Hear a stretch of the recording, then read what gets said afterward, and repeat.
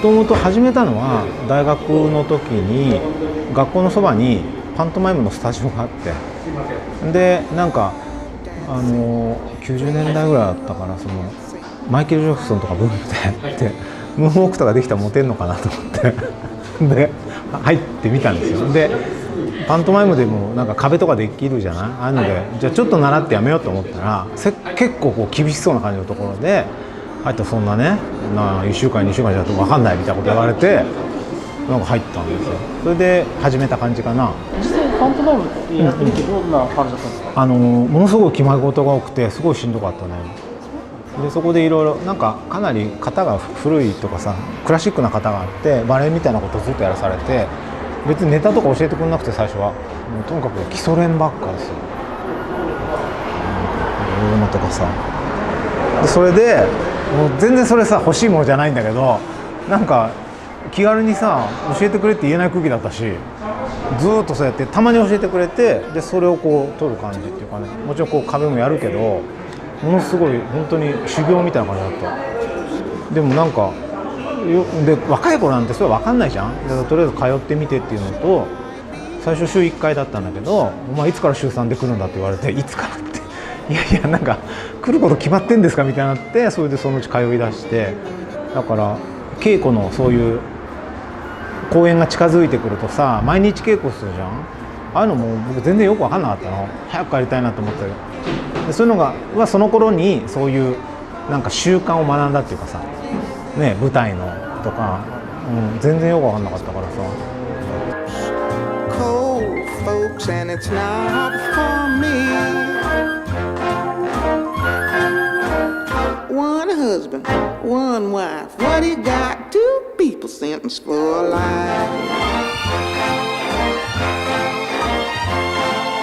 I'm exploding with youth and with zest. Who needs corroding in some vulture's nest? I gotta fly my wings, go places. ジンジャーさんの体のベースってやっぱちゃんとこうマイムの体のある印象がすごいあるんですけど、あるんだろうね。だからもうそれは拭いされないと思う。だからもう使い方とかも多分違うの。バレエとかそのダンスの人とも違うと思う。刻印されちゃってると思う、マイムが。だからやったらそれが出てきちゃうし、多分強いからそれがポンって見えるっていうか、だからそれはもう変わらないと思う。型みたいなもんだからさ、なんかもし言葉にすることが可能だったらでいいんですけど、そういうのってなんかどこら辺がそういうポイントになってくるんですか？分かりやすい。僕は多分区切る動きが得意なのね。だからマイムとかもさ、こうやってパッてやって、これ区切るから、これがわーってなってたら分かんないけど、一回止めてこう置き換えてっていう、この区切るのとかで全身でそれを区切るのね。だからそういうのが多分染みついてると思う。でそれはマイムのスタジオも僕もいくつか行く中で、やっぱ言うことが違う中ね、先生も違うじゃないっていう中でなんか取ってきたものもあるし、だからミクスチャーにはなってるんだけど、